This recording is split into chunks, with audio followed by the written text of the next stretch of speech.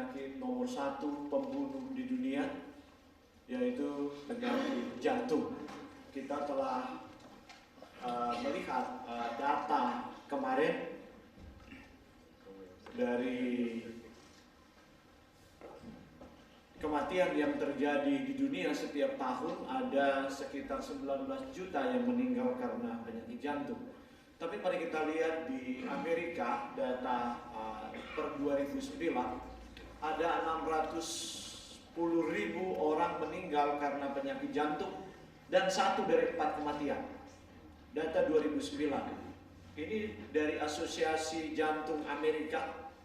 Ya, penyebab kematian penyakit jantung itu disebabkan karena mereka menderita blood pressure, tekanan darah tinggi selama bertahun-tahun. Lihat data itu meningkat dari tahun ke tahun, dan kalau kita lihat di tahun 2016, ya, data di 2016 sampai ke 2035 diperkirakan di Amerika, ini dari Asosiasi Jantung Amerika tahun 2018 dipublikasikan, maka biaya yang akan dihabiskan luar biasa untuk membiayai pengobatan penyakit tekanan darah tinggi. Ini data tahun per 2019 untuk wanita. Ya. Jadi di tahun 2004 ini detail sekali datanya. Ada yang di Amerika kan ada banyak, ada Asian, ada Hispanic, ada dan seterusnya. Anda lihat ini data 2019 untuk wanita di Amerika. Ya. Kemudian ini orang Asia di Amerika. Anda lihat datanya. Ya. Dan yang menarik bagi saya, disebutkan di dalam riset itu 70% dari orang Asia Amerika itu tidak aktif secara fisik. Ya, ini penelitiannya, ini ada jurnalnya. Ya. Dibandingkan dengan orang Amerika berkulit putih, ya. Karena itu resiko bagi orang Asia, ya, ini ada Filipino, ada Indian, ada Vietnam, ya, ada China, terus Indonesia mungkin karena populasinya sedikit, tak tahu, belum diriset. Tapi kita masuk dalam kelompok orang Asia dan lihat ternyata lebih mungkin menderita serangan jantung dibandingkan dengan orang bule. Karena itu saya katakan orang bule dengan diet mereka lebih tahan. Sayangnya orang Asia datang di sini, kemudian ikut diet mereka, kita mati duluan. Dan itu sudah dibuktikan mati dengan kanker, misalnya Colin Campbell, The China Study, menstudi orang Cina yang hidup di Cina 30 tahun. Selama 30 tahun studi longitudinal yang hidup di Cina dan yang hidup di Amerika. Orang Cina yang hidup di Amerika ditemukan bahwa mereka lebih rentan, lifespan mereka lebih pendek 25 tahun setelah hijrah ke Amerika karena mengikuti diet orang Amerika. Jadi ini bukti-bukti. Dan kalau kita orang Indonesia, karena tidak ada riset khusus untuk orang Indonesia di Amerika, maka saya pakai tahun 2014 ini riset kesehatan dasar yang dibuat oleh Organisasi Kesehatan Dunia. Riset tiap 4 tahun ada riset. Tahun 2018 cuma Badan Pusat Statistik di Indonesia belum publikasikan. Ya begitulah di Indonesia. Sudah tahun 2018 risetnya sampai sekarang belum finish dipublikasikan. Nah, Anda lihat yang meninggal akibat serangan jantung 37%, akibat kanker 37%, jadi sudah 74%. Diabetes 6%. Jadi 80% kematian di Indonesia. Setiap tahun itu dibunuh oleh 3 penyakit itu. Jadi kanker dan jantung itu adalah pembunuh nomor 1 di Indonesia. Jadi orang Indonesia hidup di Indonesia dengan pola diet rata-rata Indonesia. Karena itu saya katakan orang Indonesia yang ada di Amerika harusnya lebih sehat. Kalau tidak ikut diet orang Amerika. Sebab kita mencari apapun di sini standarnya sudah luar biasa. Di Indonesia kenapa kematian penyakit jantung dan kanker tinggi? Pertama, Indonesia penggunaan alkohol dan rokok itu, tembakau itu sangat tinggi. Ya, sebab pemerintah sendiri nggak bisa bikin undang-undang, di demo di DPR kalau undang-undang untuk pembatasan rokok ya. Dan sampai ribut di Indonesian Lawyers Club waktu para ikatan dokter Indonesia mengatakan bahwa kalau begitu naikkan cukai rokok sampai 200%. Dan yang dinaikkan itu didonasikan kepada asuransi kesehatan. Supaya rokok itu tidak bisa dibeli lagi. Jadi dibikin sangat mahal. Dan pajak yang didapat dari situ untuk asuransi kesehatan. Tapi ya itu tidak bagi saya ide itu sangat bagus, tapi tidak didengar oleh pemerintah karena ada berbagai alasannya. Tapi ada satu sebenarnya yang juga membunuh orang Indonesia, yaitu pola makan orang Indonesia. Bayangkan krisis moneter di Indonesia. Indonesia hampir bangkrut di waktu-waktu yang lalu, tapi restoran bertumbuh makin hari makin banyak. Rupanya ada satu bisnis yang berkembang besar di Indonesia, dan itu sebenarnya menjawab studi-studi ilmiah di bidang stres. Orang kalau stres ada dua obat, ya, makan dan seks, itu obat stres, dan itu sudah di research, ya. Karena itu semakin tinggi stres, bahasa Menadonya sudah mesti semakin bagus sayang, supaya tidak berpisah orang Menadonya. Ya. Pria yang rentan stres, dia rentan ribut di rumah tangga dan rentan berpisah. Dan obat bagi stres, saya sudah terangkan kemarin, tidak perlu diulangi. Ya. Hanya perlu wanita merengkuh kepala pria itu dan ditidurkan di pangkuannya, kemudian dielus-elus. Dan dia akan hilang stresnya. Sebab kalau tidak, kalau dia tidak pergi meninggalkan wanitanya, berpindah ke pelukan wanita lain yang bisa mengelus dia, ya, maka dia akan mati duluan. Karena itu ada banyak janda di dunia tanpa pandang etnik. Kenapa ada banyak janda? Pertama, wanita lebih tahan stres, sebab Tuhan menciptakan wanita itu luar biasa. Bayangkan dia bisa melahirkan sampai 1 lusin, bahkan lebih. Ayah saya 18 bersaudara, orang Minahasa dulu kuat-kuat, bisa melahirkan sampai umur 60. Kalau tiap tahun satu dia melahirkan dari umur 16 tahun, bayangkan. 16 tahun sudah melahirkan, dan tiap 2 tahun lah satu dia melahirkan. Jadi kalau sampai umur 60 ya, anaknya bertimbun-timbun. Dan sangat kuat wanita Minahasa waktu itu. Tapi sekarang karena pola makan dan apa, jadi aging lebih cepat. Nah, kembali ke tadi, jadi karena wanita harus melahirkan begitu banyak anak, begitu banyak kepribadian yang ada, ya, maka bayangkan kalau 4 anak, 10, 1 lusin anak, tiap 3 anak buat grup sendiri. Baik grup mau makan jenis apa, maupun grup lain itu ibunya pusing luar biasa. Biasanya bapak nggak pusing, sebab bapak nggak mau pusing. Ya paling pukul, tampar, tendang, atau hukum. Tapi kalau ibu kan dia harus membujuk, menenangkan anak-anak.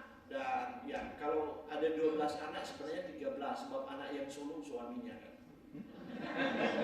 Jadi lebih sakit kepala itu. Stres direduce hanya dengan cara demikian, bukan dengan obat tidur. Wisata itu mereduce stres, oke, bisa. Tapi di rumah tangga itu obat terbesar. Kalau tidak, pria itu akan lari makan. Apalagi pria Advent, kan tidak bisa berjudi dan main perempuan, tidak bisa alkohol kan. Itu kan pelarian semua kan, tidak bisa narkoba kan. Kalau pria bukan Advent kan masih bisa.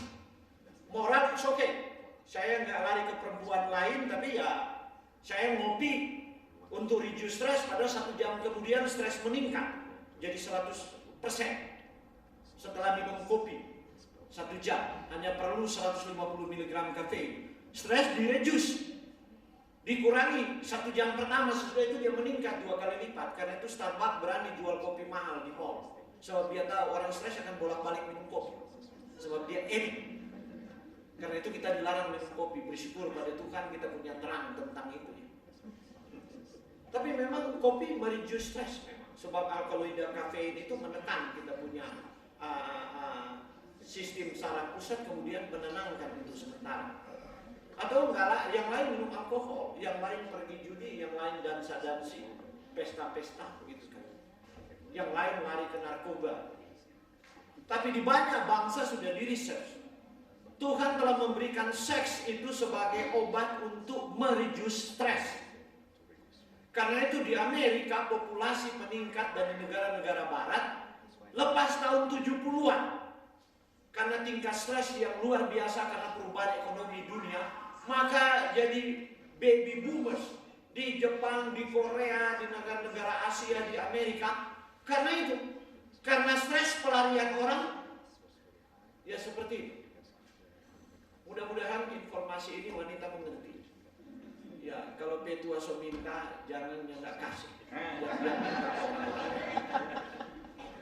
Ini untuk orang dewasa ya. Tapi semua sudah dewasa, tapi ini fakta. Ya, sebab memang begitu, wanita menjadi penolong yang sepadan. Kalau tidak dia stres, sudah stres pekerjaan, stres lagi. Nah itu balik belakang akan ke dia. DP hormon adrenalin nggak bisa riju sepanjang malam, dia tak solo dia kalau maksudnya tak kecapean. Nah kalau dia nggak tidur, radikal bebas lebih banyak di otak dan di pembuluh darah. Jadi siapa yang bunuh dia? Tanya pada BP itu.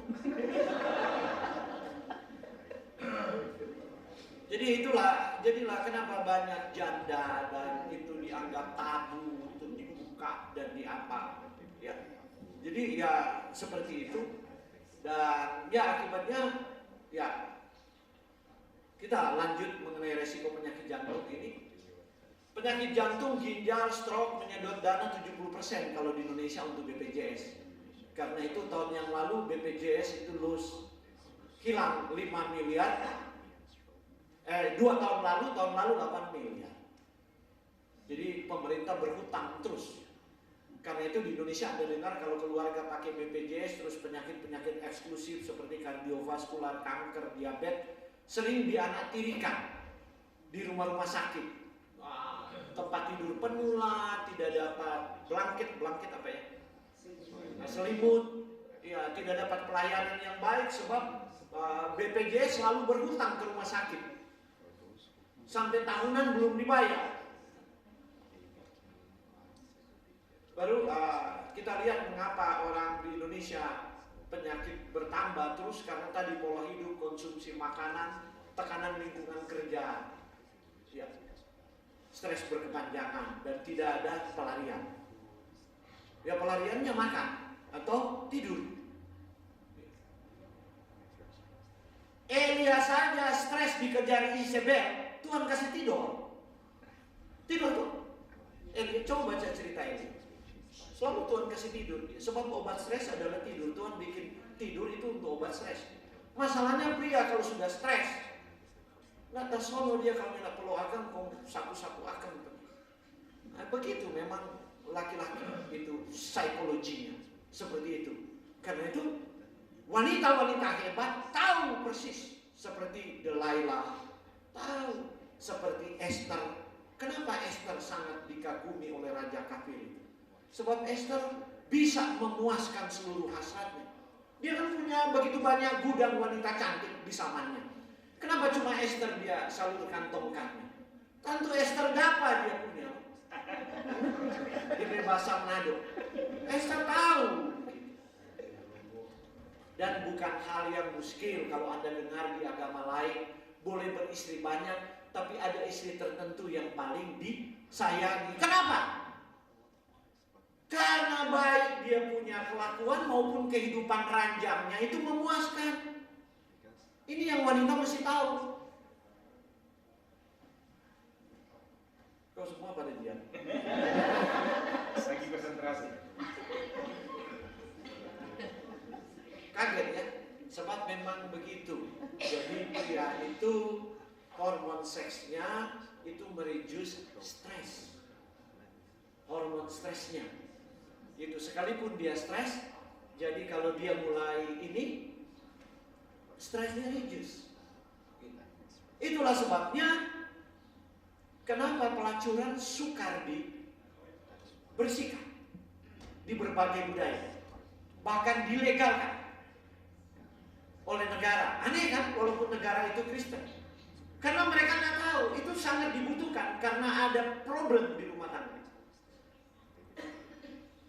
Dan problem itu bukan karena saya pria ya, saya juga punya istri dan punya ibu perempuan ya. Karena wanita tidak memahami problem itu. Tapi ada wanita yang saya bilang wanita-wanita hebat, dan sekarang banyak Delilah yang bergerilya di kantor-kantor, di perusahaan-perusahaan dan lain-lain. Dan hati-hati, Simpson melepas kendali dari rumah karena Anda membiarkan. Jadi belailah Simpson Anda, jangan dibelai oleh Delilah. Oke, stres kita sudah selesai. Nah, jadi data dari Rumah Sakit Harapan kita, ternyata pasien penyakit jantung koroner itu setiap tahun meningkat 10%. Malah setiap tahun terdapat 500 orang pasien bedah jantung rata-rata di Indonesia. Luar biasa sekali ya. Karena begini, orang Indonesia itu hidup dengan diet Amerika, sebab nggak mau ketinggalan soft drink, french fries, kemudian barbecue. Itulah orang Indonesia. Tapi problemnya, orang Indonesia yang tinggal di Indonesia tidak mendapat asuransi Amerika, kecuali orang Indonesia yang tinggal di Amerika. Itu persoalan. Perbedaannya ada di situ. Jadi apakah penyakit jantung koroner itu? Nah, waktu darah keluar dari jantung, ada arteri aorta, dia melengkung begini, langsung dia bercabang, itu kecil sekali, namanya arteri koronari. Itu untuk memberi makan kepada seluruh jantung. Nah, setiap kali dia loop, dup, jadi kalau dia nggak di stetoskop kan loop, dup, kalau dia normal, loop, dup, ya. Kalau orang lagi berolahraga, loop, dup, kalau orang sudah tua, loop. Jadi dia punya ujung kaki dan tangan dingin, darah nggak sampai di sana karena dia tidak bergerak. Ya. Jadi kalau orang tua bagus di Amerika, orang tua masih bekerja, itu positif. Di Indonesia anaknya larang bekerja, mau manjakan orang tua nggak tahu bunuh dia. Hanya suruh jaga-jaga cucu, dikasih snack dia, kemudian nonton TV. Nggak lama dia diabetes, serangan jantung mati. Jadi kalau dia bekerja, otak masih aktif, dia bergerak. Bekerja bergerak, sudah tua kan? Nah, itu bagus. Tapi kalau Anda sudah penyakit jantung, mungkin ada bising jantung, dia bunyi loops, dup, loops, dup. Nah, jadi ya sudah akustulasi jantungnya, jadi bising jantung itu yang menyebabkan ya, ada gangguan listrik, ada plak dan apa? Karena pemburu yang sangat sempit itu setiap 1/9 detik dia kasih makan ke jantung. Jadi waktu dia loop, dup, satu kali dia beredar, waktu dia kembali, dia break 1/9 detik untuk kasih makan jantung itu. Sebab otot jantung tidak pernah istirahat. Dan satu hari dia berdenyut bisa 100.000 kali. Memompa darah kira-kira 6 kubik. Luar biasa ya Tuhan buat jantung kita. Seandainya jantung itu dibuat mesin, dia sebesar kota Manhattan. Mesin yang dikomputerize. Harus mesin pompanya sebesar itu. Baru bisa mensuplai 6 kubik cairan, menempuh jarak lebih jauh dari keliling bumi. Itulah jumlah pembuluh darah kita kalau disambung. Jadi sekali dia pompa, jadi ventricle yang di bawah ototnya itu kuat sekali. Lebih kuat dari otot ini dan otot ini. Serat ototnya kuat sebab dia istirahat per satu kali kerja hanya 1/9 detik. Jadi dia pompa ke seluruh tubuh itu menempuh jarak lebih jauh dari lingkaran bumi untuk membawa 6 liter darah lewat ke ginjal, baru kemudian kembali ke serambi, dibersihkan ke paru-paru, ambil oksigen, masuk lagi dipompa. Satu kali siklus itu dia berhenti 9 detik untuk makan. Dan kalau dia tersumbat pembuluh yang memberi makan itu, nah itu dia, arteri koronari, penyakit jantung. Ya.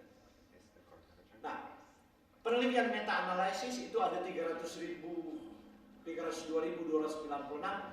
Faktor penyebabnya adalah kelebihan berat badan. Tanpa perlu tergantung pada hipertensi dan kadar kolesterol. Jadi begini, ya. Ada orang berpikir, kok dia bisa kena serangan jantung tapi tidak tekanan darah tinggi dan kolesterolnya juga normal. Kok bisa ya? Itu karena kelebihan berat badan. Itulah orang Amerika, obes. Orang Finlandia, obes. Orang Eropa ke arah utara itu. Tapi sekarang sudah berubah karena program lifestyle medicine. Mereka kemudian program menurunkan berat badan. Sebab waktu berat badan kita bertambah, jantung itu kerja lebih lelah. Dia harus memompa darah. Secara normal kita punya sekitar 23 triliun sel yang harus dilayani, diberi makan. Dan darah itu adalah jaringan yang unik, sebab itu adalah sarana transportasi. Darah itu jaringan cair sebab dia hanya truk pembawa makanan dan oksigen. Lalu di situ kemudian dia beri makan ke sel. Itu fungsi darah. Nah, bagaimana kalau truk semua macet? Padahal misalnya kota apa ini sini namanya? Bloomington. Bagaimana kalau Bloomington ini misalnya tidak ada rumah makan dan lain-lain? Ini adalah daerah pertambangan misalnya, dan makanan di sini disuplai oleh catering raksasa. Dan bagaimana kalau mobil catering tidak sampai di situ karena mogok? Kelaparan. Demikian juga sel-sel kita. Orang kalau sakit jantung, Anda lihat kukunya mulai bundar menjadi biru, kemudian darah karena sudah tidak lancar sebab jantungnya udah kempet-kempet.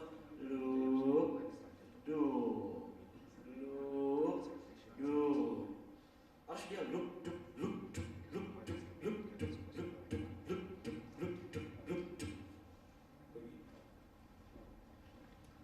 Apa yang menyumbat pembuluh darah arteri kornea? Itu namanya atherosclerosis plak. Nah, plak itulah seperti ini. Ini plak. Plak ini ada di dalam saluran, ya, bukan di luar. Plak ini terbentuk kalau minyak kelapa digabung kolesterol, terbentuk ateroma, dia luka pada dinding dalam arteri. Nah, luka itu kemudian akan membentuk plak. Jadi ini hasil riset. Jadi minyak kelapa dengan kolesterol, artinya apa? Anda makan ayam goreng dengan minyak kelapa, sapi goreng, daging goreng. Kolesterol kan ada di daging, terus Anda goreng dengan minyak kelapa. Luka itu pembuluh.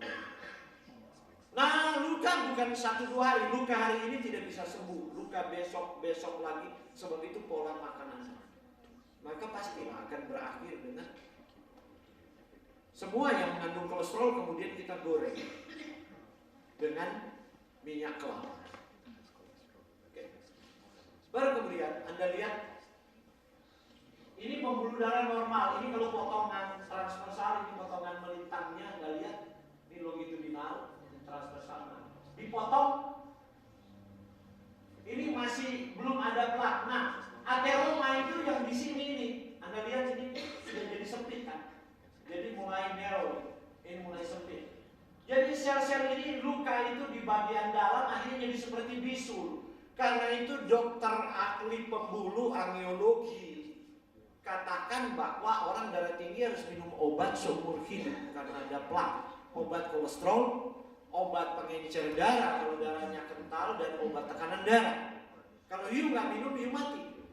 Mengapa dokter harus katakan demikian? Sebab dia tidak urus change lifestyle. Benar yang dia katakan. Sebab kalau orang tidak mau ubah pola hidupnya, dia harus telan ini obat. Untuk selalu buat vasodilatasi, pembuluh darahnya terbuka. Sebab pembuluh darahnya udah kaku begini, supaya agak lemas. Kalau dia tidak minum obat, pembuluh darahnya tidak lemas dan tetap sempit, karena itu serangan bisa terjadi. Tapi kalau orang ubah dia punya pola hidup, maka akhirnya obat dia bisa berhenti setelah waktu tertentu. Jadi bukan berhenti obat kemudian change lifestyle. Itu konyol.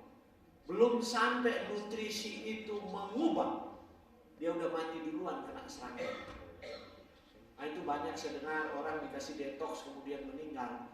Soalnya pertama Yang memberi detox itu dia tidak punya latar belakang molecular nutrition, dia bukan naturopathic medicine, dia hanya baca di Google, atau ilmu turunan, orang Nado bilang ilmu makan tanah, cuma dari Pak Opak kemarin udah wariskan. Nah, itu dia. Baru yang kedua yang salah juga orang yang mau ikut. Iya. Siapa suruh mau ikut? Oh, ada detox kemudian ikut. Pagi begini-begini, padahal saya yang bawa detox itu ke Indonesia sampai disebut detox. Tapi saya kasih peringatan selalu di dalam saya punya petunjuk detox. Protokol ini tidak bisa digunakan oleh orang lain tanpa berkonsultasi. Saya kasih ke satu orang diabetes. Diabetesnya terkendali. Dia bersaksi di gereja. Setelah dia bersaksi, pendetanya minta, mana ada protokol? Kau pendeta bagus, ya kan ada diabetes. Coba ada baking juice rupanya. Pendeta sudah jadi dokter naturopati. Gitu kan. Kemudian babak belur dia, setelah babak belur saya ditelepon. Saya bilang saya nggak kenal orangnya. Tapi Pak Waworun tuh punya nama, ada tulis, tapi saya tidak kenal Anda. Ada yang komplain saya. Tapi pendeta ini diopnam sekarang. Orang Uni dia diopnam. Bukan main Pak Waworun tuh jahat sekali ya. Loh. Saya nggak kenal pendeta itu. Tapi dia bawa-bawa ada fotokopi namanya Pak Waworun tuh. Saya tidak kenal, saya tidak perlu bersumpah, tapi saya akan lawan. Akan lihat pendeta. Terus saya tanya, Pak pendeta pernah ketemu saya? Enggak pernah.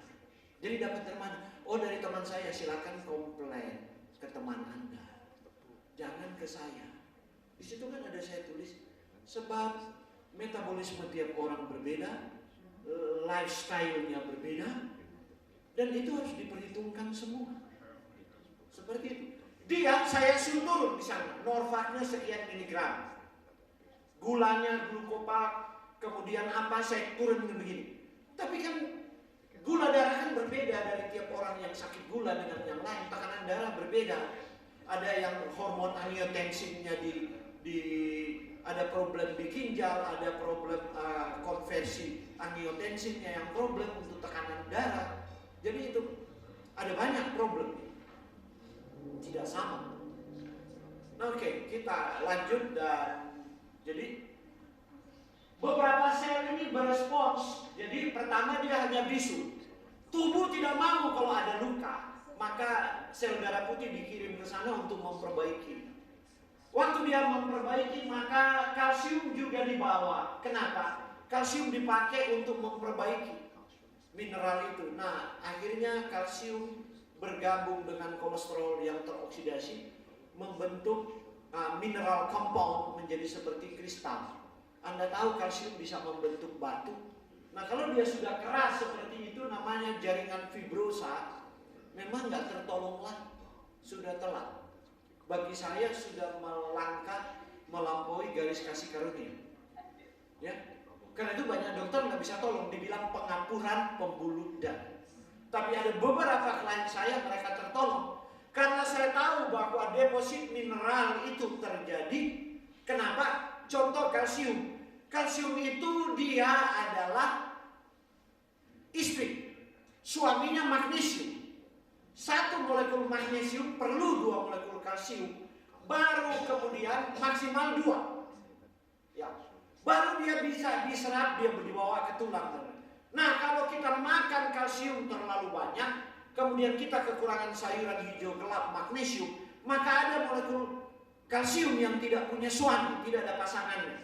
Dia berpasangan dengan kolesterol jadi batu empedu, jadi plak di pembuluh darah.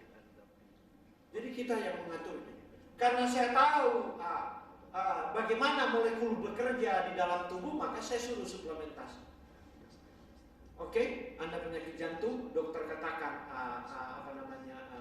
pengapuran pembuluh darah nggak ada harapan, bergantunglah kepada Tuhan, kemudian bersyukurlah karena Tuhan sediakan ini makanan di alam, jus ini telan suplemen. Kemudian dia pergi ke dokter. Dokter katakan amazing, 90% 6 bulan lalu sekarang tinggal 70% pengapurannya, hampir tidak masuk akal. Saya bilang oke. 6 bulan dia hilang 20% depositnya. Oke, lanjutkan aja. Setelah 3 tahun dia bilang oke, saya tinggal 20% dan sudah tidak ada gejala sama sekali mengenai pengapuran. Dan saya bilang ya, amazing, Tuhan buat mujizat karena engkau percaya dan karena engkau melakukan. Oke. Riset, jika diberi minyak kacang tanah dan kolesterol, terjadi fibrosis. Minyak kacang tanah dan kolesterol. Jadi apa ya? Sate. Dan tahu rumus dari mana orang makan sate selalu DP bumbu kacang tanah, sedap sekali. Sate itu kan makanan Indonesia dan rendang Padang kan. Karena itu di Padang 2 kali minta saya seminar. Karena orang Padang, padahal yang minta itu ya keturunan Kedar dan Lebayot kan, yang mengundang saya, saudara-saudaranya Ishak, ya, keturunan Ismail, mengundang saya ke sana karena mereka dengar mungkin di YouTube dan lain-lain. Akhirnya mereka, kenapa katanya di Padang itu rumah sakit stroke bertambah tiap tahun? Sebab saya bilang memang ada makanan orang Padang yang membunuh mereka sangat cepat, yaitu rendang. Rendang tidak enak kalau tidak dimasak dengan bumbu kacang, apalagi dipanaskan dan dipanaskan. Jadi sate, rendang, dan coto Makassar. Karena itu orang Makassar juga tingkat kardiovaskularnya tinggi. Itu organ dalam binatang kemudian dimasak dengan santan. Santan itu kemudian dikasih kacang tanah dihancurkan.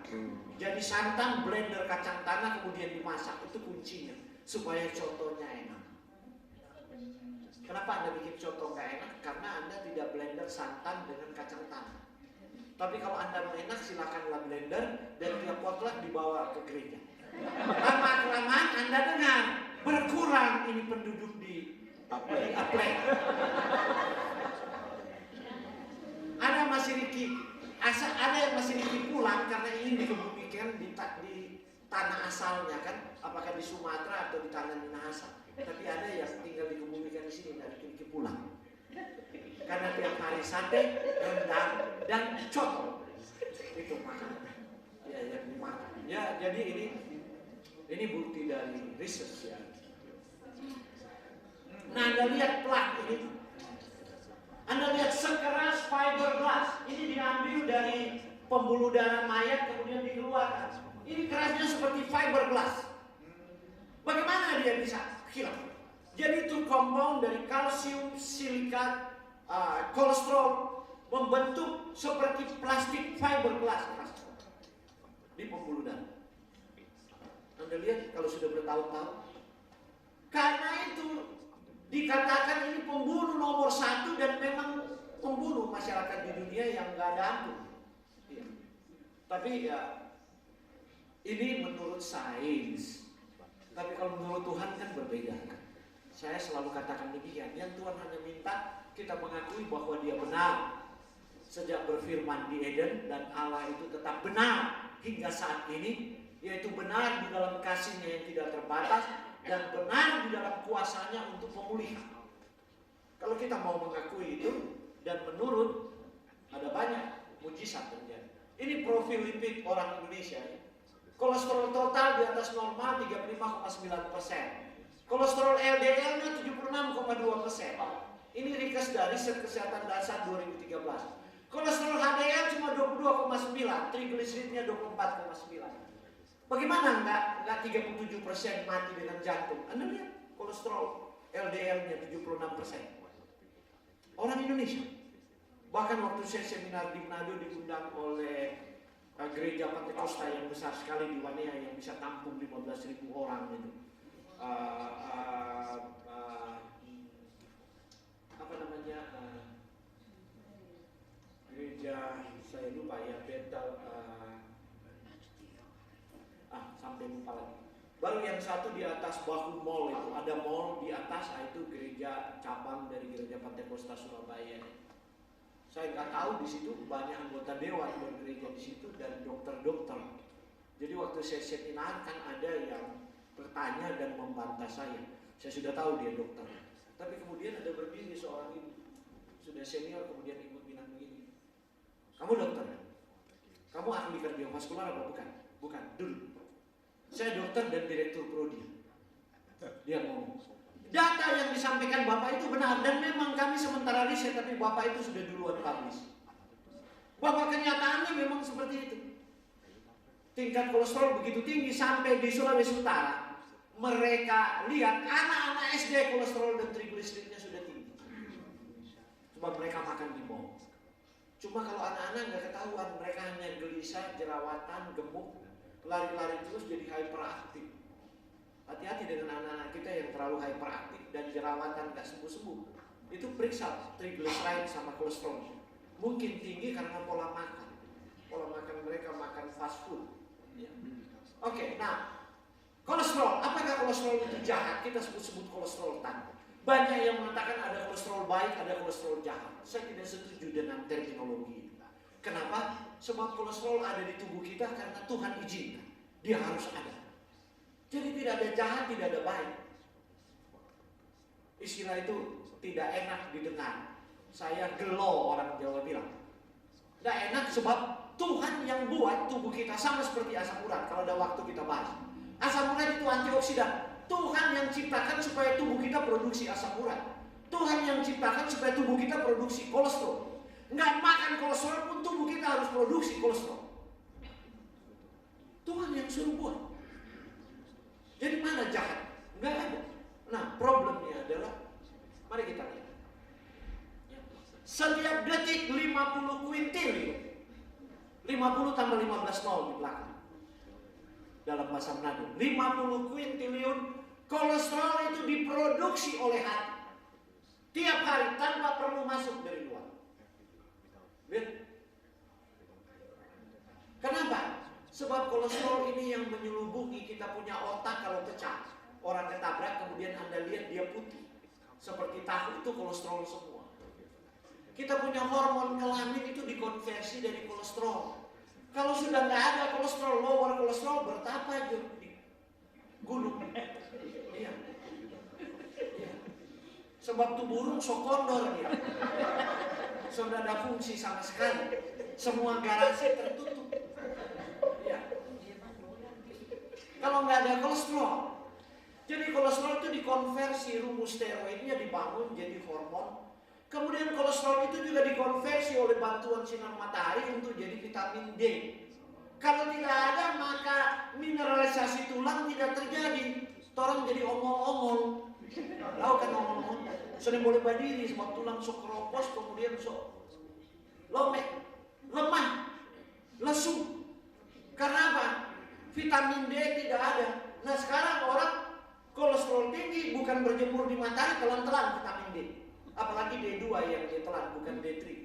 Itu salah konsep semua. Suplemen itu bagus, tapi harus lihat. Jadi kalau orang datang, Pak, saya perlu vitamin D, katanya dokter bilang.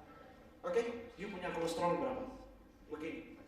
Oh sudah, dokterku itu kurang baca. Dia nggak salah, dia betul. Karena kamu kekurangan, kamu punya tulang mulai keropos dan apa, tapi dia bukan ahli molekuler. Jadi bagaimana Pak? Oke. Berjemurlah di matahari 15 menit, buka belakang, kasih kenal di situ supaya kolesterolmu dikonversi. Kolesterol akan turun, terus jadi vitamin D. Engkau tidak perlu minum vitamin D, sekarang tulangmu nggak keropos lagi. Mana kamu pilih?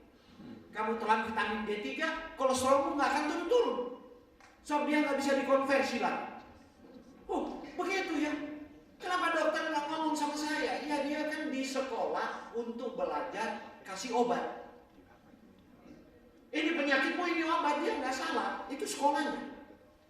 Kalau kami sekolahnya, kenapa penyakit ini muncul? Bertanya ke belakang teori, bahkan ke belakang filosofi dari sains tentang penyakit. Kenapa penyakit itu ada? Ada apa di dalam lifestyle seseorang itu sampai penyakit itu muncul, termanifestasi secara klinis? Apa dia punya intervensi untuk menolong orang tersebut? Jadi seperti itu. Nah, bila lemak terencerkan ini bergerak sepanjang saluran pencernaan, apa yang terjadi? Lemak ini diubah menjadi bola-bola kecil, itu yang disebut low density lipoprotein, LDL, yang disebut kolesterol jahat. Padahal LDL ini fungsinya adalah memberi makan kepada pembuluh darah tadi, yang pembuluh darahnya tadi lebih luas dari lingkaran bumi. Bayangkan di pembuluh darah tiap hari harus berdenyut, bekerja untuk mendorong, membantu tekanan dari jantung kan hanya satu kali denyut. Tapi kan otot pembuluh darah ini kan dia akan bergerak longitudinal dan transversal. Dia bergerak begini dan berputar untuk mendorong itu aliran supaya berputar terus. Nah, dia perlu makan. Siapa yang memberi makan? LDL itu. Kalau LDL dibilang jahat, mati kita. Pembuluh darah kita nggak dapat makan. Itu konsep yang bagi salah sains tanpa Tuhan. Itu diintervensi setan. Istilahnya bisa salah. Sehingga kita selalu LDL jahat. Cari obat untuk tekan dia. Pertanyaan kenapa dia diproduksi terlalu berlebihan? Itu kan harusnya ditanyakan. Bukan dia ditekan. Begitu. Ya mungkin filosofinya berbeda. Karena itu nggak habis-habis ditekan. Kolesterol. Ya. Tapi ya di sisi lain itu memang tambang emas bagi dunia farmasi kan. Sebab ada 6 miliar penduduk dunia ini, lebih dari 50% telan obat kolesterol tiap hari. Jadi tambangnya lebih dari tambang emas di Freeport dan tambang intan di Afrika Selatan.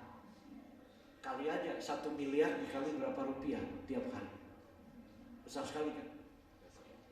Oke, saya tidak anti dengan obat, gunakan obat, tapi jangan jadikan itu jalan keluar satu-satunya.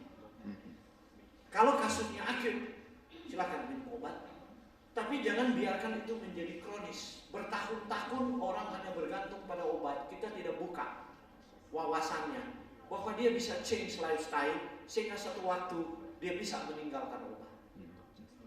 Sehingga dia dapat berdiri, dia dapat tahta kasih karunia dan berkata terima kasih Bapa. Tubuh anugerahmu sebagai bait Roh Kudus. Sekarang aku persembahkan kembali di mezbamu sesuai Roma pasal 12. Tubuh yang telah engkau pulihkan. Itu kan intinya. Nah, jadi dia beri makan fungsinya. Nah, sesudah dia beri makan, dia mesti pulang. Dia masuk sampai ke dalam. Dia kan cuma kendaraan, bukan makanan. Habis dia beri makan, dia mesti kembali ke hati. Supaya hati konversi itu menjadi empedu. Kemudian empedu berlebihan dibuang ke usus. Dan kalau ada serat, usus menahannya, menangkapnya. Dan kita karena itu kita punya feses warna kuning. Begitu. Ya. Nah kalau feses kita sudah warna pucat, nah itu batu empedu. Anda kena serangan dan nyerinya hebat luar biasa. Nyeri hebat di perut, jadi kalau Anda tidur miring sebelah kanan nyeri hebat. Kemudian Anda ke belakang pucat, Anda punya kotoran, cepat ke dokter. Kemungkinan batu empedu menyumbat di ductus biliaris empedu dan itu bisa jadi serangan kolik yang luar biasa. Nah, jadi waktu dia habis beri makan, dia harus kembali. Sebab dia mau dibuat jadi garam empedu. Garam empedu ini penting untuk menjadi sabun. Anda tahu kan sabun? Kalau kita berlemak, kita pakai sabun, maka tegangan permukaannya dinaikkan sehingga lemak itu larutkan kalau pakai sabun. Nah fungsi garam empedu kalau kita makan lemak, dia mengencerkan lemak. Jadi Tuhan atur itu mekanisme tidak salah. Nggak akan ada yang berlebihan. Kalau berlebihan harus dibuang. Jadi komputer Tuhannya begitu. Tapi kalau komputer kemasukan virus bagaimana? Dia nggak jalan kan? Demikian juga tubuh kita kalau kemasukan virus program. Nah, virusnya bukan virus kuman, programnya adalah program lifestyle dan program makan. Makan enak dan lifestyle enak. Iya, begitu kan? Jadi kalau dia tidak kembali, nah mekanisme dia tidak kembali ini Tuhan sudah protek, Tuhan ciptakan lagi dari lemak yang kita makan dibuat HDL, high density lipoprotein. Nah itu yang dibilang kolesterol baik, sebab tugasnya dia pergi ke mobil-mobil LDL yang diparkir di pembuluh darah itu, kemudian dia kait, pulang ke pool. Jangan parkir di sini bikin macet seperti ini. Jadi dia jadi polisi, dia kait bawa pulang. Nah problem mendasar adalah LDL kita terlalu tinggi, HDL-nya terlalu rendah. Sampai tidak cukup untuk dia bawa pulang. Sekarang pertanyaan, mengapa? Jadi bukan obat. Jadi ini kan dasar teori medisnya. Cuma medis reguler langsung melangkah kepada obat. Obat apa yang menaikkan HDL dan menurunkan LDL?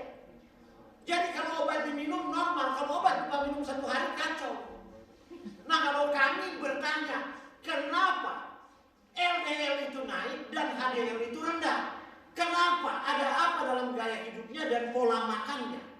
Kalau kita tahu, kita intervensi di situ. Itu perbedaan. Nah, jadi kolesterol ini menumpuk. Kalau dia menumpuk, dia akan mengalami kristalisasi. Dan kristal itu seperti tadi, pisau elektrik, dia akan menarik semua mineral ke sana.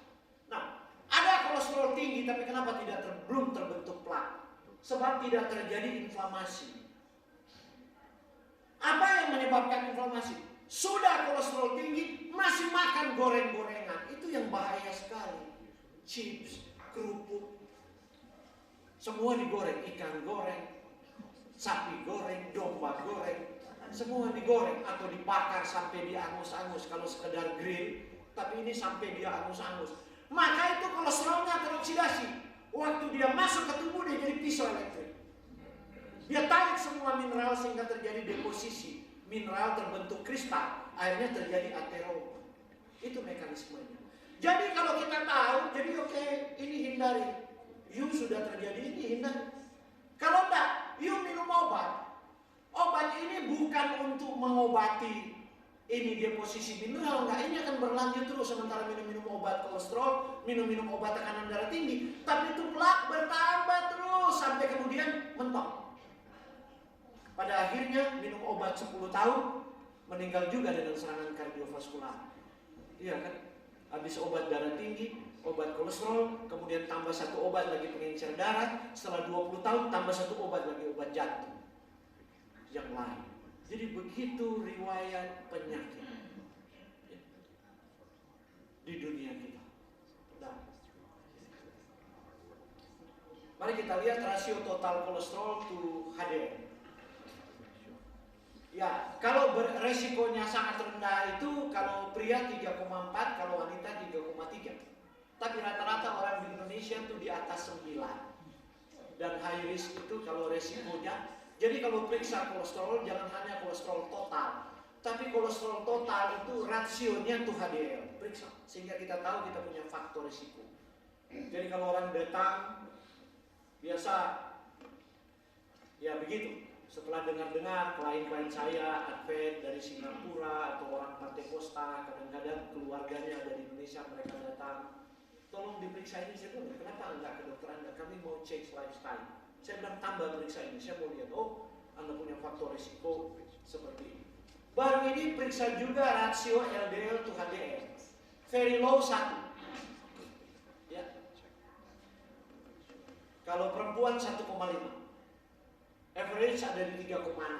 Nah saya hampir 3. Kalau anak saya 1, istri saya 1. Sebab nggak ada fat sama sekali. Kalau saya ini sampai di sini saya makan terus supaya nggak dingin, dia sudah mulai flu. Sebab nggak ada fat dia mau dibakar. Terus makanannya masih sampai di Indonesia. Saya bilang tambah. Kalau saya makan banyak-banyak begitu. Ini saya tiba di daerah dingin, kalori perlu banyak, jadi agak ada pipinya sedikit. Tapi kalau Indonesia daerah panas ya saya reduce saya punya kalori. Jadi makan itu tidak sama dan bukan fobia. Bahasa Manado begini, kalau makan ukur-ukur umur, ukur-ukur badan, ukur-ukur kerja, dan ukur-ukur jenis kelamin. Jadi ya seumur berapa, kerja rupa apa, badan seperti apa, makan sesuai dengan itu. Tapi kita makan dari muda sampai tua sama persis, yang beda. Malah tambah tua tambah gila yang lain. Karena itulah dia kenapa kemudian penyakit membunuh itu, sebab tidak ada hiburan lain. Setelah tarik tua, semua sudah tercapai, sudah ada kegiatan lain, semua snack ada di rumah.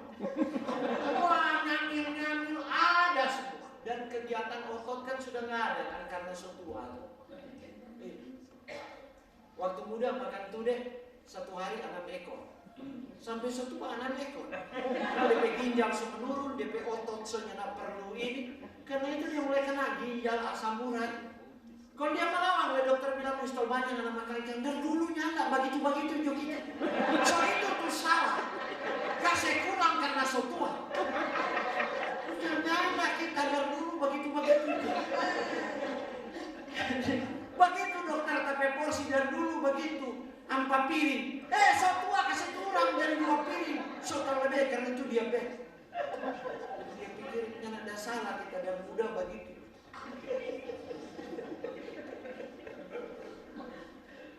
Berita baik. Nah ini tadi bad news kan, ini berita baik. Tuhan membuat sistem tadi kan HDL. Dia kait. Nah HDL ini ditingkatkan melalui gerak badan. Tapi orang tidak pernah kenal alkohol. Orang Advent harusnya tidak pernah kenal alkohol, tapi banyak HDL ini. Gerak badan dan minyak zaitun atau minyak alkohol. Ganti ke makanan Anda. Dan reduce stress dan tidur tepat pada waktunya. Nah sekarang orang Amerika kan double shift. Nah kalau sudah double shift jangan makan double lagi. Atau enggak, ini boleh double sebab ini mendulang dolar. Ini kalau double bikin habis $2. Betul kan? Ya seperti itu. Jadi minta hikmatlah ke Tuhan. Iya kan? Jadi kalau kerja sedobel mau reduce ini makanan, kurangi yang berbahaya yang di kolesterol. Gitu kan? Supaya dolar yang Bapak di sini boleh simpan. Jangan dia dapat di sini kalau dia mengalir begini. Iya saya bilang seperti kolam yang bocor. Kolam kalau bocor, saya bilang. Dan cari-cari nggak dapat kumpul-kumpul karena habis-habis dia urus-urus di badan balita. Sebab semakin tua kan bola selesai turun mesin, otot tua kan balita banyak. Jadi begini. Kita semua tahu. Orang Amerika paling tahu 5 tahun dia sudah mau tahan gitu. Ya tukar tambah atau orang Singapura juga begitu. Kecuali orang Indonesia oto 20 tahun udah simpang-simpang. Sampai kalau dia rusak harga oto baru dia minta. Sama nih, tubuh kita kan seperti mobil. Kalau setua banyak dia.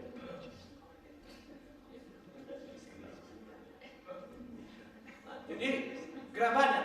Bagaimana kolesterol ekstra ini keluar? Tadi kan kolesterol itu kan Tuhan sudah buat. Dia ditarik oleh HDL, dibawa ke hati, dikonversi jadi empedu. Empedu kalau banyak dia mesti buang ke usus besar. Nah kenapa dia tidak bisa keluar? Sebab tidak ada serat larut untuk tangkap pektin. Nah serat larut itu banyak di pepaya, banyak di nanas, banyak di apel, banyak di pir. Itu serat larut semua. Banyak di beras merah, di oat ada serat larut. Tapi kalau di sayur-sayuran serat tidak larut. Serat tidak larut itu untuk menangkap toksin dan volume air supaya jadi besar tuh feses. Kemudian dia dorong, kita bisa defekasi, buang air besar. Tapi untuk tangkap kolesterol harus serat yang larut. Contoh jambu biji itu pektinnya tinggi. Resistant starch, taro, ubi jalar, batatas itu, kemudian sagu. Nah itu punya. Jadi kalau dia ada banyak di usus waktu kolesterol dibuang dia tangkap. Nah kolesterol yang diserap kembali itu jadi berbahaya, apalagi dia sudah teroksidasi di usus. Dia jadi lebih berbahaya. Jadi untuk itu maka ya tinggi serat akan membuang kolesterol dari tubuh. Itulah sebabnya terkenal sekali jadi legendaris seorang dokter Inggris, dokter Burkitt itu. Dia jadi dokter misionaris pergi ke Afrika. Suku-suku Afrika pemakan daging merah. Begitu tinggi tapi angka kanker usus dan serangan jantung kenapa rendah? Karena mereka pemakan serat. Tapi yang tidak makan serat sama seperti orang barat. Yang pemakan serat tidak terjadi. Jadi kalau hobi makan barbecue, makan sate, makan daging, kemudian tidak tahu makan sayur dan kurang serat larut, ya jadi lebih cepat serangan. Jadi harus buat seimbang. Harus buat seimbang, dan kalau sudah sakit lebih baik reduce yang sumber-sumber kolesterol. Ada kalau sobat barbecue, oh dia banting 1 ekor, pakai forok makan. Jadi teknik saya selalu ajarkan untuk menyederhanakan kalau makan. Ini rumus makan sederhana. Ini piring. Bagi 4 imajiner itu piring. Setengah bagian 2/4 sayur. 2/4-nya nasi, 1/4-nya protein. Mau daging, mau ikan atau apa. Itu sudah jalan terbaik. Makan dulu sayurnya sampai habis. Baru makan ikannya, baru makan nasinya. Kalau sekarang jaga saya habis tuh nasi. Orang Indonesia makan nasi dulu. Nasi dah saya ikan tambah nasi satu. Saya masih habis. Sekarang dia makan, ya, ikan so habis masih dah saya tambah setengah nasi.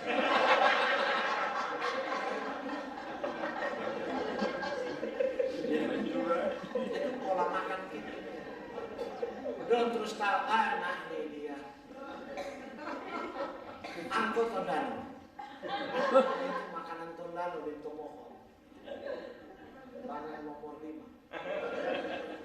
Kurangi masukan lemak jenuh, itu LDL, untuk kurangi tadi kan kacang, minyak kelapa. Kan itu saya katakan waktu muda mau masak santan, it's okay.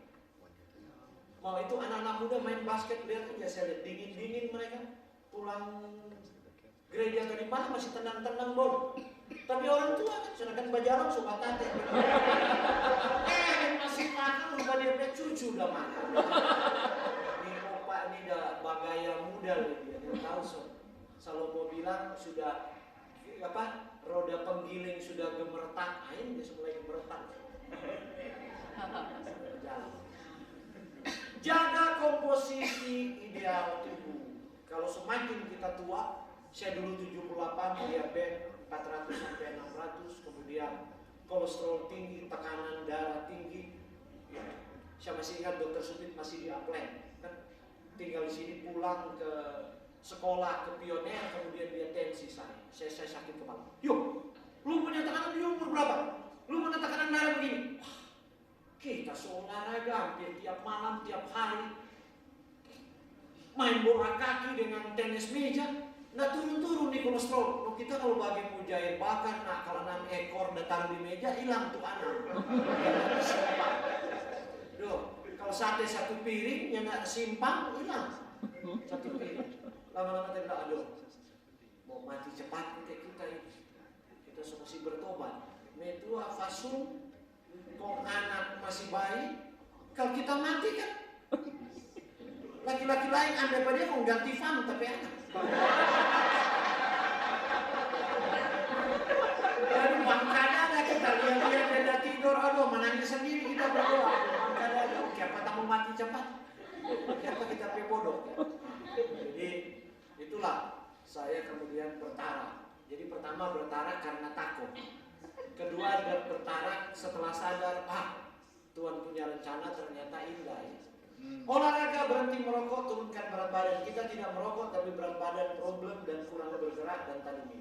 Nah, ini penyakit jantung, tanda nyeri awal, nyeri khas PJK dari kiri di sini, dari tengah agak ke kiri, ini di sini.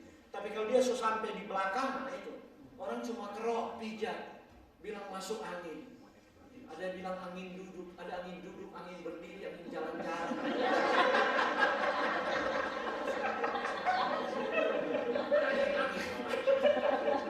So itu kok jadi duduk di muka rumah kalau sore-sore ini kok papi so tua lagi, so masuk angin. Jadi waktu dong pijit kemarin, nah itu so masuk angin apa tuh angin so keluar. Berat jantung kok ngasam lambung naik. Tapi dokter umum bilang, oh mah nih om, kasih obat mah itu so arteri koronernya so tersumpat. Dia pegang jala sama. Jadi tidak tertolong. Kalau di Amerika kan cepat sekali dokternya. Kalau di Indonesia dokter kadang-kadang begitu. Nah, Anda lihat arteri koroner ini yang memberi makan dia tersumbat. Nah orang sering kalau berjalan kok mulai dia tahan di dada itu. Nah kalau dia sudah sampai di belakang, itu problem. Jadi Anda lihat ini titik nyeri ada di sini. Jadi dari tengah turun ke bawah, dari tengah dia naik di sini, langsung pakai balas. Dari tengah kemudian kita pegel-pegel ini. Nggak banyak bekerja di tangan ini, tapi pegel ini. Kemudian dia di lingkaran leher, baru dia tembus ke belakang. Nah, itu suka dipijat di belakang. Cok, pijat akan di tulang panggayu kalau orang Melayu begitu. Bilang tulang panggayu karena bawa panggayu. Berarti apa panggayu? Bukan nelayan. Nyana bawa panggayu, baru manusia tapi tulang panggayu. Belikat, tulang belikat. Seperti ditusuk duri. Ah itu dia. Saya di awal-awal begitu, di awal menikah. Saya juga punya serangan jantung sebab saya waktu masih penatua, gereja masih izin minasa, merokok kan bukan sesuatu yang dilarang dan minum alkohol. Bahkan kalau mau naik mimbar supaya air kata-kata jadi banyak, melepuh. Kan mau prabu, sebab anggur perjamuan dan anggur yang diminum sama. Ya. Anggur yang diragikan mengandung alkohol. Saya bertobat jadi Advent, rokok saya pagi-pagi bentuk 16 batang habis jam 10 pagi. Musik filtra sudah enak lagi. Filtra jam 2 siang sudah habis. Gudang garam filter jam 6 sudah habis. Kemudian terakhir adalah Cisamsu. Sampai jam 1 malam dan terbakar 2 kali, tinggal ibu saya kapak pintu kamar saya dan saya tertidur. Terus Cisamsu jatuh di, orang ada bilang bolsak, kasur itu pakai kapas kan. Langsung asap sampai ke kamar sebelah, saya sudah tertidur, nggak tahu. Sebab kenapa? Supaya bisa tidur kan melap dulu sedikit. Berejim campur Coca-Cola supaya bisa tidur. Saya begitu penatuan yang boleh mabuk, tapi kalau melap sedikit supaya jadi obat tidur boleh. Tapi ya Tuhan mengasihi saya dan saya di-call panggilan efektifnya, maka saya jadi Advent. Gejala tambahan itu seperti sakit mah. Kemudian tambah bahaya, ini yang kalau tidak itu alarm dia sudah berikan. Kalau tidak secepatnya ditangani itu infark miokardium. Dan kadang-kadang menjadi terlambat. Ada 50% kematian penyakit jantung karena kelalaian. Sibuk kerja dan lain-lain, masuk angin, ke dokter kasih obat mah. Ke sinse dipijat, angin keluar. Nah angin duduknya sudah berdiri keluar. Ada spektrum stabil, dapat dicegah kalau dia nyeri ini dada ke belakang, kalau mulai kerja. Itu spektrum stabil, nggak perlu obat, change lifestyle bisa. Tapi kalau spektrum tidak stabil harus perlu obat. Sebab sudah menetap, perlu obat sementara change lifestyle, obat belum bisa ditinggalkan sampai kemudian dia berubah ke spektrum stabil. Nah, langkah pertama yang dibuat orang kasih obat pengencer darah, tromboliosis, penghancur. Nah ini karena ada sumbatan jadi bisa hancur. Tapi dia nggak kapok. Setelah sudah bebas, dia backing ulang, orang ada bilang. Serangan kedua setelah 4 tahun. Sudah bebas, dia backing ulang setelah umur 60. Serangan ketiga sudah kembali ke rahmatullah.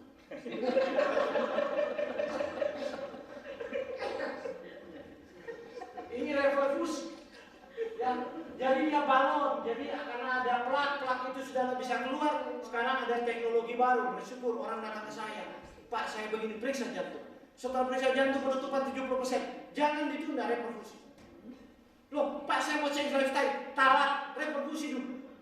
Jadi sumbatannya, sebab mau change lifestyle mungkin perlu waktu 1-2 tahun, solewat dulu kan. Jadi stand dulu. Jadi di stand, setelah di stand baru ubah pola hidup. Jadi Anda lihat yang di stand ini dia sudah menyempit. Ini di sini, ini mau keluar. Kedokteran reguler katakan ini irreversible, tidak mungkin. Tapi ada banyak klien saya ini kemudian menipis. Ya. Terakhir ada seorang pengusaha sudah habis 4 miliar lebih, dia stroke berkali-kali di Singapura, kemudian kami tangani 6 bulan. Bisa bicara kembali. Saya cuma bercanda. Anda waktu pengobatan hampir 1 tahun habis berapa? 4M. Ini 6 bulan kemudian bisa bicara kembali. Pak Warun itu mau bayar berapa? Saya bilang ya. Mana Anda lihat lebih berguna? Terapi ini atau sebelumnya? Sebelumnya 4M kan. Sekarang dia berpikir, saya bilang tak hanya bercanda. Apa yang Anda beri itu yang saya beri.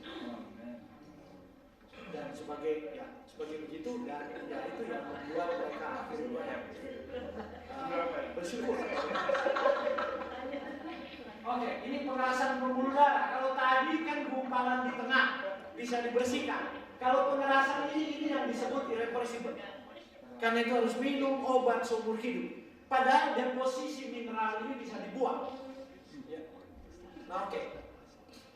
Reperfusi ketiga, nah itu GBAG di Amerika sering dibuat, atau kemudian bypass. Ya. Faktor risiko yang tidak dapat diubah, ini yang dapat diubah. Ya. Jenis kelamin pria di atas 40 tahun, jadi pria lebih dulu kena penyakit jantung, wanita nanti umur 65. Karena itu kenapa banyak janda. Anda sudah tahu, tadi saya tidak akan bicarakan lagi. Pria sukar merindu stres. Ya.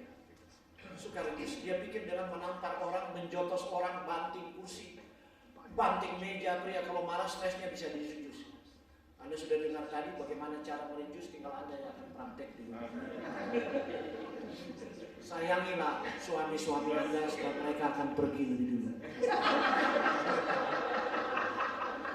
Risiko PJK ini lebih tinggi pada wanita kalau wanita itu merokok dan minum alkohol. Tapi kalau enggak, wanita Advent, karena itu wanita Advent di kampung-kampung di mana janda-janda banyak sekali. Sebab suami mereka sudah lewat di luar. Faktor resiko dapat diubah, tekanan darah tinggi, diabetes dapat dikendalikan semua. Itu semua faktor resiko dapat diubah. Nah, saya mau bahas ya, Matius 12 ayat 20 sebelum mengakhiri. Tuhan Yesus berjanji begini, bulu yang patah terkulai tidak akan diputuskan, dan sumbu yang pudar nyalanya tidak akan dipadamkan. Orang Pantekosta pakai ayat ini. Tadi malam mereka juga pakai Nabi Kesembuhan. Nabi Kesembuhan di Jakarta pakai ayat ini. Kalau orang sakit ini dibacakan, kemudian mereka mulai perintah Tuhan Yesus. Dalam nama Yesus, bang. Ini orang terdakwa. Jadi dia pikir dia sudah kerasukan Roh Kudus. Padahal Roh Korintus yang tahu kan? Ada roh lain kan di Korintus, Rasul Paulus bilang. Nah, jadi kenapa? Karena dia tidak baca ayat ini seluruhnya. Sama seperti tadi malam, ayat ini punya syarat.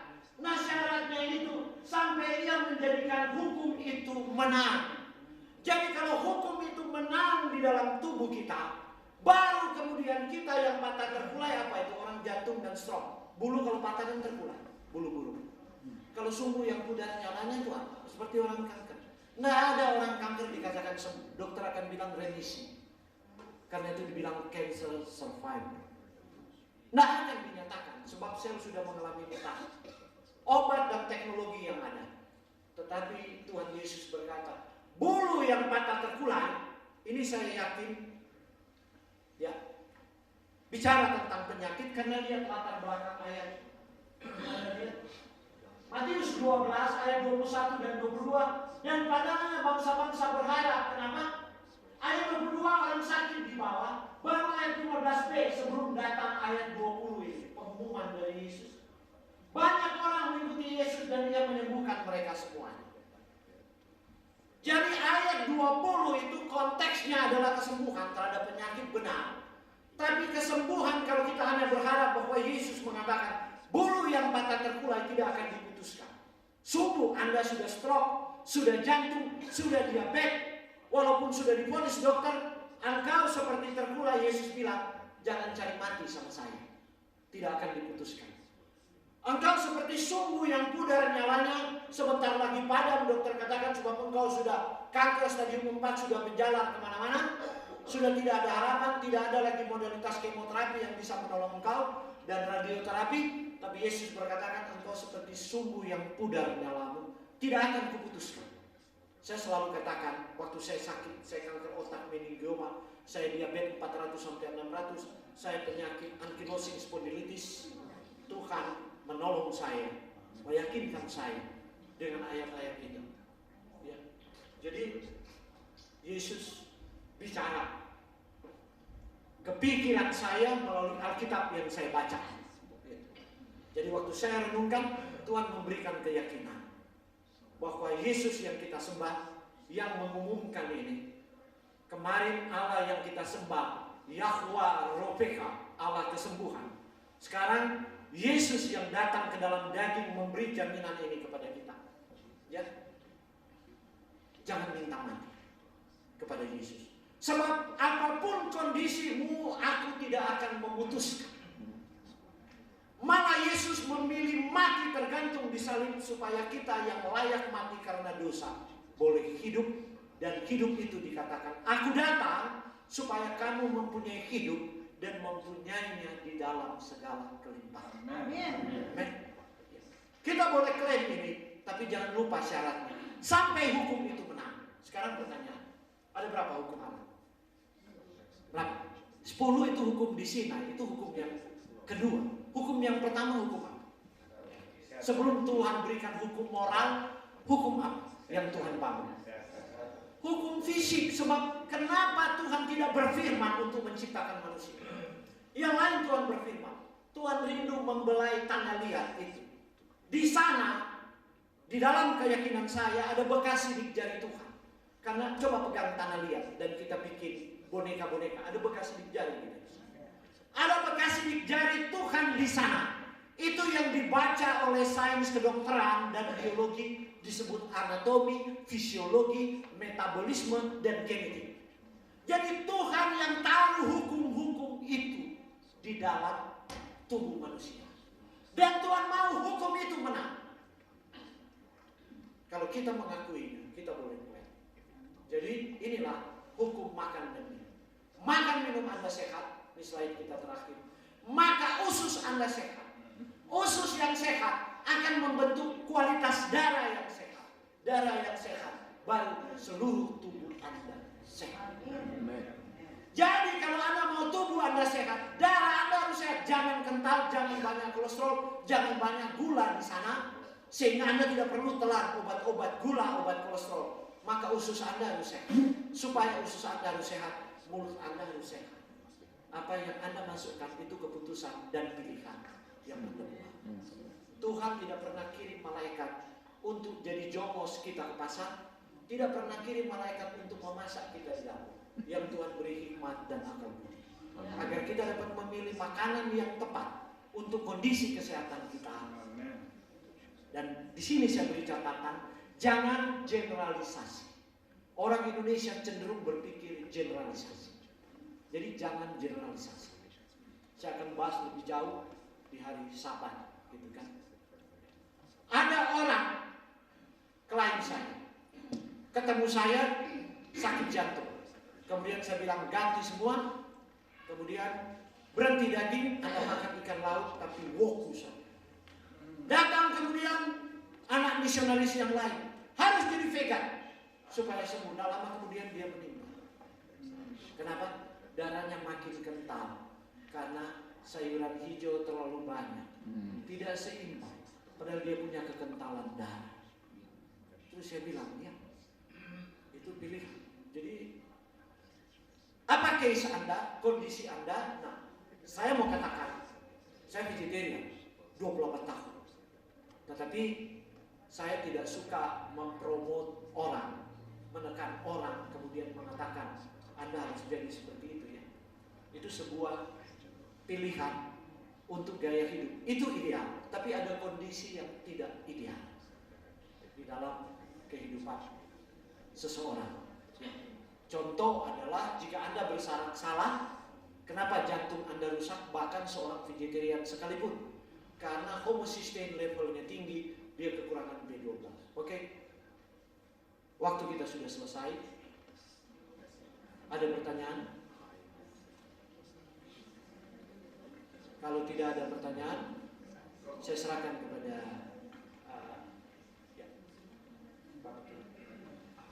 Tanya aja kalau ada.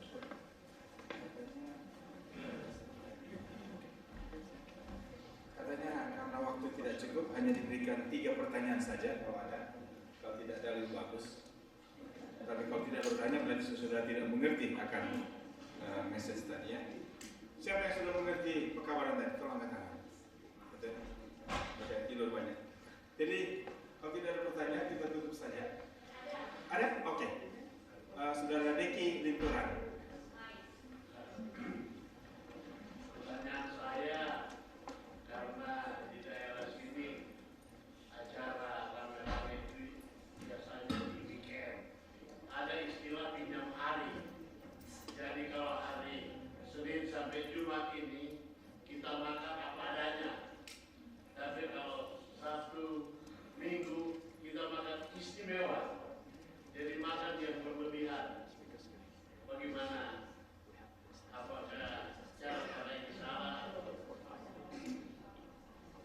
tidak tahu makan istimewa berlebihan itu seperti apa. Tapi tadi kalau saya telah mencoba berusaha memberi wawasan tentang makanan kita, sehingga ingat aja slide ini, hukum makan minum. Apa yang sementara Anda makan dipinjam hari itu, mudah-mudahan pinjam satu kali dia tidak, orang Manado bilang dia tidak tagih rente. Begitu kan? Anda hanya pinjam satu hari kolesterolnya, tapi kemudian mungkin 3 minggu sampai 1 bulan tidak bisa dicuci dari darah. Dia minta rente kan? Jangan sampai pinjam harinya minta rente. Kalau dia minta rente berarti ada faktor risiko. Oke, terakhir.